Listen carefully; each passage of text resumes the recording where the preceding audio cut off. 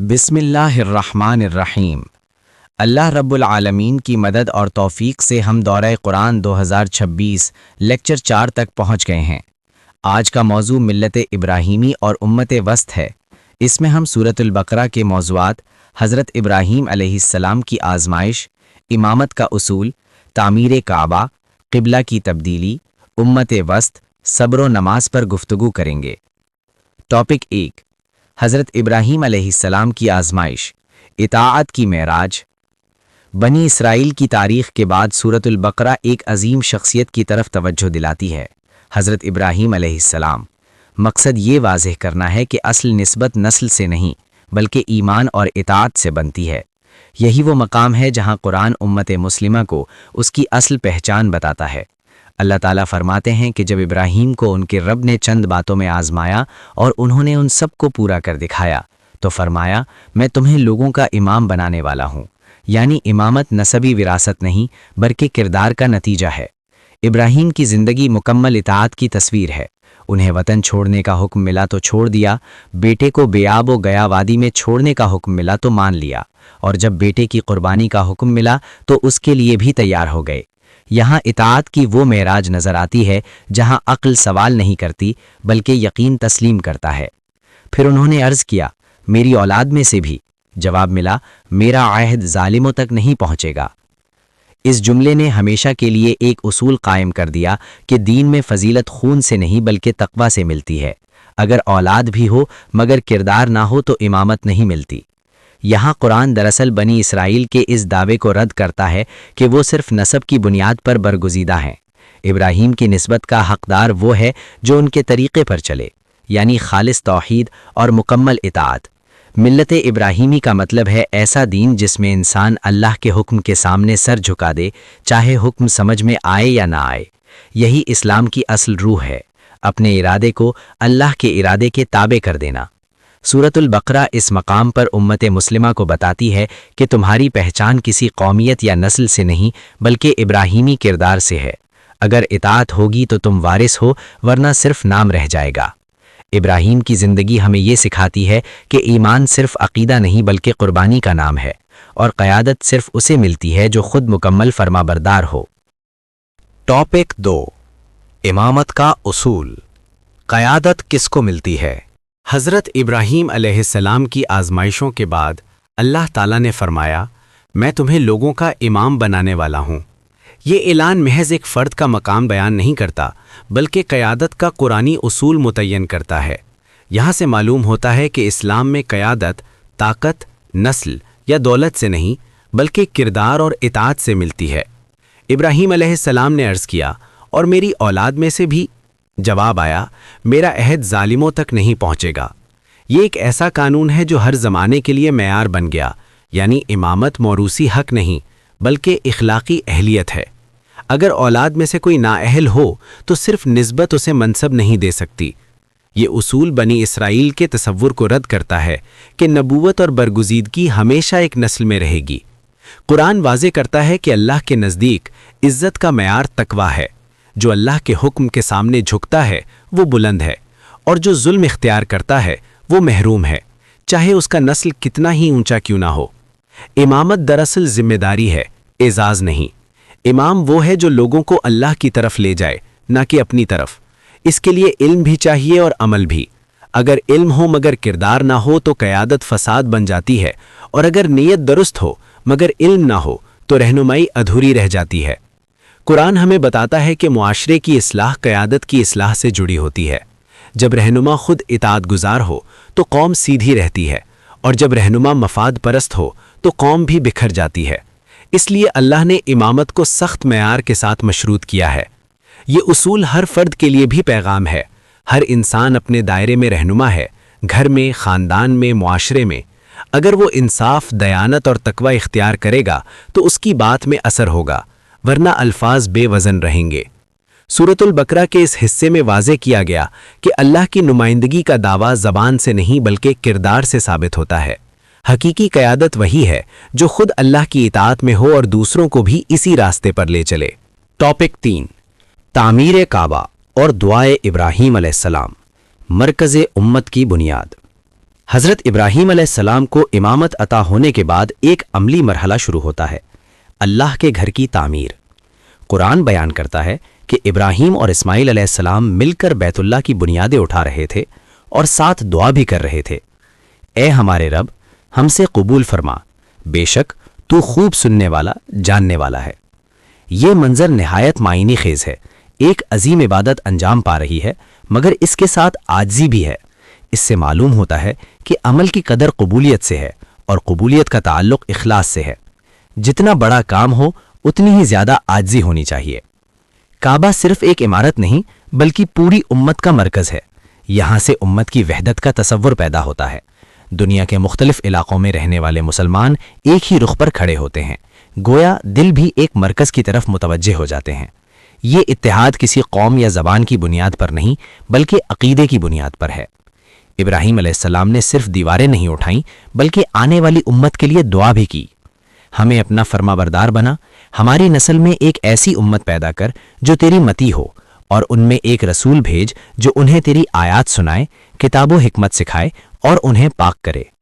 یہ دعا دراصل رسول اللہ صلی اللہ علیہ وسلم کی بعثت کی تمہید ہے، یعنی اسلام کا آغاز مکہ میں نہیں بلکہ ابراہیم کی دعا سے ہوتا ہے۔ اس سے معلوم ہوتا ہے کہ امت مسلمہ ایک منصوبہ الہی کا حصہ ہے، اچانک وجود میں آنے والی جماعت نہیں۔ یہاں ایک اور اہم اصول سامنے آتا ہے، عبادت صرف رسم نہیں بلکہ مقصد رکھتی ہے۔ کعبہ کی تعمیر کا مقصد ایک ایسی جماعت تیار کرنا تھا جو اللہ کی اطاعت کے ساتھ دنیا میں ہدایت پھیلائے۔ سورۃ البقرہ اس واقعے کے ذریعے ہمیں سکھاتی ہے کہ امت کی بنیاد عمارتوں سے نہیں بلکہ دعا، اخلاص اور اطاعت سے بنتی ہے۔ جب بنیاد صحیح ہو تو عمارت باقی رہتی ہے، اور جب نیت کمزور ہو تو ظاہری عظمت بھی باقی نہیں رہتی۔ کعبہ کی تعمیر دراصل امت کی تعمیر تھی، ایک ایسی امت جو توحید پر جمع ہو اور ہدایت کا ذریعہ بنے۔ ٹاپک 4، قبلہ کی تبدیلی، امت کی نئی پہچان۔ سورۃ البقرہ میں ملت ابراہیمی کے بیان کے بعد ایک نہایت اہم واقعہ ذکر ہوتا ہے، قبلہ کی تبدیلی۔ ابتدا میں مسلمان بیت المقدس کی طرف رخ کر کے نماز پڑھتے تھے، پھر حکم ہوا کہ اب مسجد الحرام کی طرف رخ کرو۔ بظاہر یہ سمت کی تبدیلی تھی، مگر حقیقت میں امت کی شناخت کا اعلان تھا۔ یہ تبدیلی اچانک نہیں آئی، رسول اللہ صلی اللہ علیہ وآلہ وسلم آسمان کی طرف بار بار نظر اٹھاتے تھے، گویا ایک نئی ہدایت کے منتظر تھے۔ پھر حکم نازل ہوا کہ ہم آپ کو اس قبلہ کی طرف پھیر دیں گے جسے آپ پسند کرتے ہیں، پس اب اپنا رخ مسجد الحرام کی طرف پھیر لیجئے۔ یہ حکم اطاعت کا امتحان بھی تھا۔ کچھ لوگوں نے اعتراض کیا کہ پہلے والی نمازوں کا کیا ہوگا؟ قرآن نے واضح کیا کہ اللہ تمہارا ایمان ضائع نہیں کرے گا، یعنی اصل قدر اطاعت کی ہے، سمت کی نہیں۔ بندگی کا معیار حکم ماننا ہے، نہ کہ اپنی سمجھ کو معیار بنانا۔ یہاں امت مسلمہ کو اہل کتاب سے الگ شناخت دی گئی۔ اب مسلمان ایک مستقل امت تھے، کسی سابقہ روایت کے تابع نہیں۔ کعبہ ابراہیمی مرکز تھا اور اسی کی طرف رخ کر کے امت کو اس کی اصل نسبت یاد دلائی گئی۔ قرآن نے فرمایا، اسی طرح ہم نے تمہیں ایک درمیانی امت بنایا، یعنی اعتدال والی امت جو غلو اور کوتاہی دونوں سے بچی ہوئی ہو۔ قبلہ کی تبدیلی گویا اعلان تھا کہ اب تمہاری ذمہ داری عالمی رہنمائی ہے۔ اس واقعے سے معلوم ہوتا ہے کہ دین میں اصل اہمیت حکم کی پیروی کی ہے۔ اگر حکم بدل جائے تو مومن کا رویہ بھی فوراً بدل جانا چاہیے۔ ایمان کا تقاضا بحث نہیں بلکہ تسلیم ہے۔ یہ بھی واضح ہوا کہ بعض لوگ ہمیشہ اعتراض کریں گے، مگر مومن وہ ہے جو سوال سے پہلے اطاعت کو ترجیح دے۔ یہی روح ملت ابراہیمی کی ہے، اللہ کے حکم کے سامنے سر جھکا دینا۔ قبلہ کی تبدیلی نے امت کو جغرافیہ نہیں بلکہ نظریہ دیا۔ اب مسلمانوں کا اتحاد کسی قوم یا نسل سے نہیں بلکہ ایک مرکز اور ایک عقیدے سے وابستہ ہو گیا۔ ٹاپک 5، امت وسط، اعتدال والی امت۔ قبلہ کی تبدیلی کے ساتھ ہی قرآن ایک عظیم اعلان کرتا ہے، اور اسی طرح ہم نے تمہیں ایک امت وسط بنایا تاکہ تم لوگوں پر گواہ بنو اور رسول تم پر گواہ ہوں۔ یہ جملہ دراصل امت مسلمہ کی عالمی ذمہ داری بیان کرتا ہے۔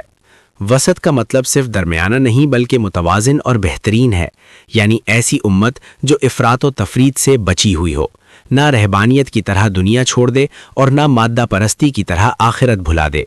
اسلام عبادت اور زندگی دونوں کو ساتھ لے کر چلتا ہے۔ امت وسط ہونے کا مطلب صرف عقیدہ رکھنا نہیں بلکہ کردار بننا ہے۔ مسلمان کو ایسا نمونہ ہونا چاہیے کہ لوگ اس کے عمل سے حق کو پہچانیں۔ یہی وجہ ہے کہ قرآن نے گواہی کی بات کی، یعنی مسلمان کا وجود خود دلیل بنے۔ یہ ذمہ داری بہت بڑی ہے۔ اگر امت خود ہی عدل چھوڑ دے، دیانت کھو دے اور اخلاق سے خالی ہو جائے تو وہ گواہ نہیں رہتی بلکہ خود محتاج اصلاح ہو جاتی ہے۔ اس لیے امت وسط ہونا اعزاز کے ساتھ امتحان بھی ہے۔ رسول اللہ صلی اللہ علیہ وسلم کو امت پر گواہ بنایا گیا اور امت کو انسانیت پر، گویا مسلمانوں کو ایک مشن دیا گیا کہ وہ دنیا کو اللہ کی ہدایت سے روشناس کرائیں۔ یہ کام صرف دعوت سے نہیں بلکہ عملی نمونے سے ہوتا ہے۔ اعتدال اسلام کی بنیادی روح ہے۔ عبادت میں بھی توازن، معاشرت میں بھی، معیشت میں بھی اور جذبات میں بھی۔ غصہ حد سے بڑھے تو ظلم بنتا ہے، محبت حد سے بڑھے تو اندھی تقلید بن جاتی ہے۔ امت وسط ہر معاملے میں انصاف قائم کرتی ہے۔ سورۃ البقرہ ہمیں یاد دلاتی ہے کہ مسلمان ہونا صرف ایک شناخت نہیں بلکہ ذمہ داری ہے۔ اگر امت اپنے مقام کو پہچان لے تو وہ انسانیت کے لیے رحمت بن سکتی ہے، اور اگر بھول جائے تو محض ایک قوم بن کر رہ جاتی ہے۔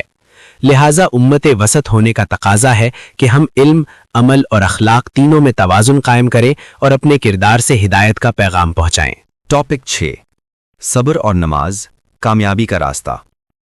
ملت ابراہیمی اور امت وسط کی ذمہ داری بیان کرنے کے بعد قرآن ایک بنیادی عملی ہدایت دیتا ہے: صبر اور نماز سے مدد لو۔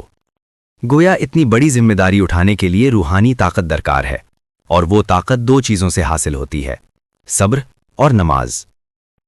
صبر کا مطلب صرف تکلیف برداشت کرنا نہیں بلکہ ثابت قدم رہنا ہے۔ حق پر قائم رہنا، خواہ حالات مخالف ہوں۔ دعوت دیتے وقت مخالفت آئے گی، اصلاح کریں گے تو تنقید ہوگی، نیکی اختیار کریں گے تو نفس مزاحمت کرے گا۔ ایسے میں صبر انسان کو گرنے سے بچاتا ہے۔ نماز انسان کو اللہ سے جوڑتی ہے۔ جب بندہ بار بار اپنے رب کے سامنے کھڑا ہوتا ہے تو اسے اپنی حقیقت یاد رہتی ہے، وہ کمزور ہے اور اللہ قادر ہے۔ اسی تعلق سے دل کو سکون اور فیصلوں کو استقامت ملتی ہے۔ قرآن کہتا ہے کہ نماز بھاری ہے مگر خشوع والوں پر نہیں، یعنی مشکل ان کے لیے ہے جو اسے رسم سمجھتے ہیں اور آسان ان کے لیے جو اسے ملاقات سمجھتے ہیں۔ جب نماز ملاقات بن جائے تو بوجھ نہیں رہتی بلکہ سہارا بن جاتی ہے۔ یہ دونوں چیزیں ایک دوسرے کو مکمل کرتی ہیں۔ صبر انسان کو باہر کے طوفانوں سے بچاتا ہے اور نماز اندر کے اضطراب کو ختم کرتی ہے۔ صبر کے بغیر عمل ٹوٹ جاتا ہے اور نماز کے بغیر دل خشک ہو جاتا ہے۔ امت وسط کا کردار صرف علم سے نہیں بنتا بلکہ روحانی تربیت سے بنتا ہے۔ اگر اللہ سے تعلق کمزور ہو جائے تو بڑی سے بڑی تحریک بھی زیادہ دیر قائم نہیں رہتی۔ اسی لیے قرآن بار بار نماز کو بنیاد قرار دیتا ہے۔ زندگی میں ہر مشکل، ہر آزمائش اور ہر ذمہ داری کا حل اسی اصول میں ہے۔ جب انسان تھک جائے تو نماز اسے سنبھال لیتی ہے، اور جب حالات سخت ہو جائیں تو صبر اسے قائم رکھتا ہے۔ سورۃ البقرہ کے اس مقام پر ہمیں بتایا جا رہا ہے کہ ہدایت کا راستہ صرف سمجھنے سے نہیں بلکہ جینے سے مکمل ہوتا ہے، اور جینے کے لیے روحانی سہارا ضروری ہے۔ کامیاب وہ ہے جو مشکلات میں گھبرائے نہیں بلکہ صبر اختیار کرے اور اپنے رب سے جڑا رہے۔